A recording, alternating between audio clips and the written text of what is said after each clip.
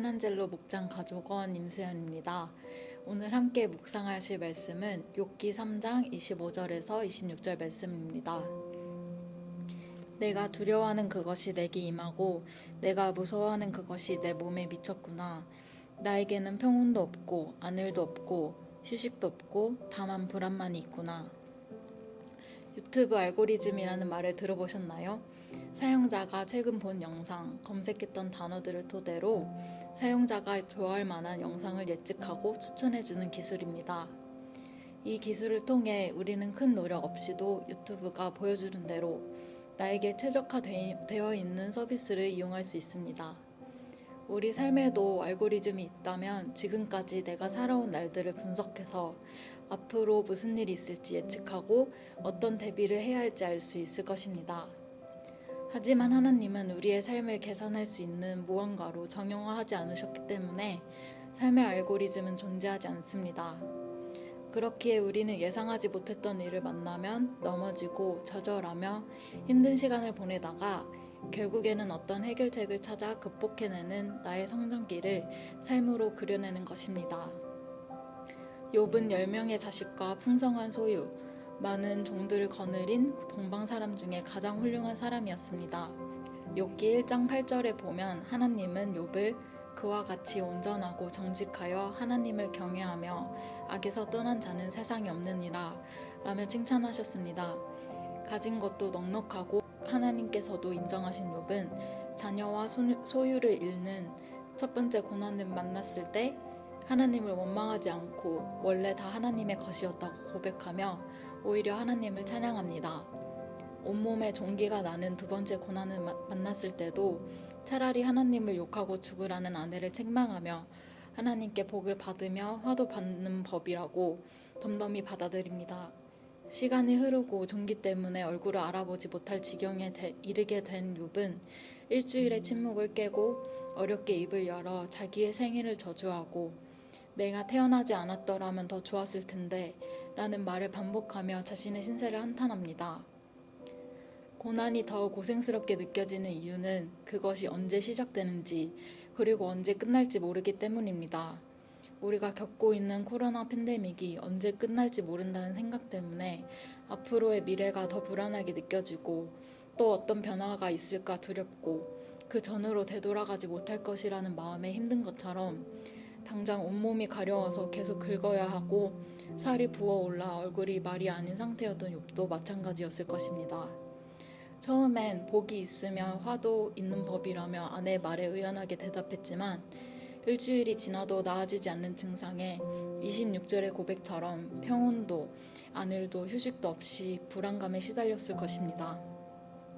욥의 힘듦이 고스란히 느껴지는 3장에서 우리가 오늘 주의 깊게 살펴보아야 할 것은 욥의 태도입니다.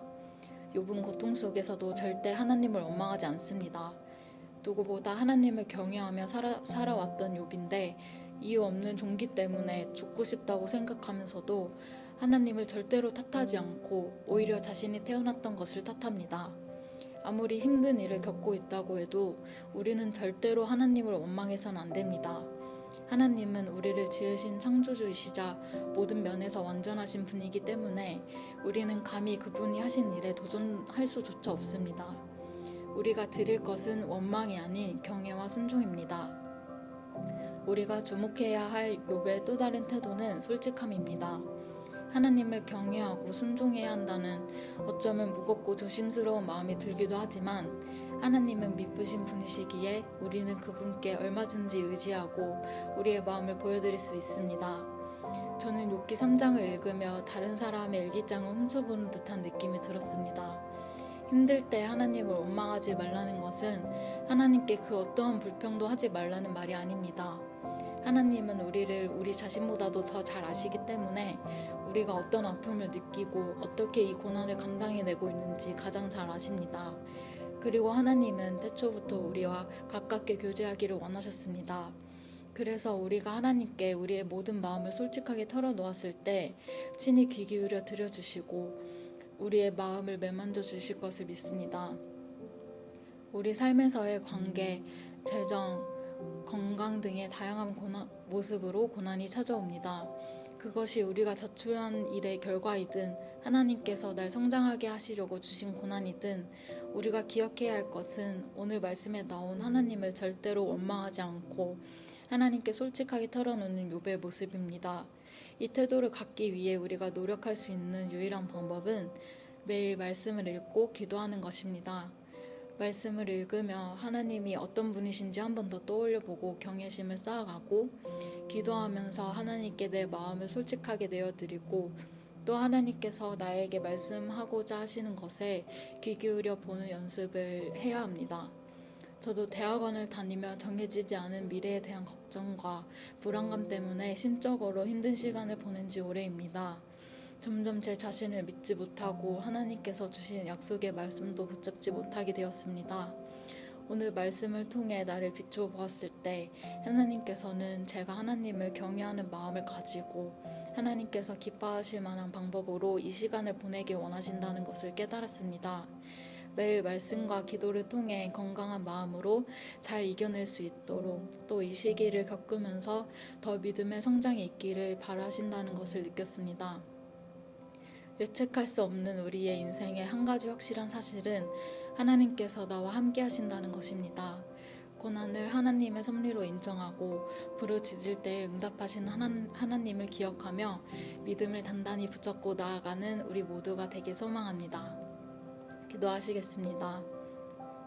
하나님, 오늘 욥기 3장을 통해서 하나님을 절대로 원망하지 않고 하나님께 계속해서 부르짖는 욥의 모습을 보았습니다. 저희가 정말 예측할 수 없는 이 삶에서 고난을 만날 때에 하나님을 감히 원망할 때가 있습니다. 저희의 입술로 범죄하지 않을 수 있도록 하나님을 경외하는 마음을 더 심어주시고 저희가 말씀을 읽고 기도할 때에 저희의 모든 마음을 들으시고 또 저희를 위로하시는 하나님을 경험할 수 있도록 도와주시옵소서. 오늘의 말씀을 계속해서 삶에 적용해 나가기 원합니다. 함께해 주시옵소서. 예수님 이름으로 기도드립니다. 아멘.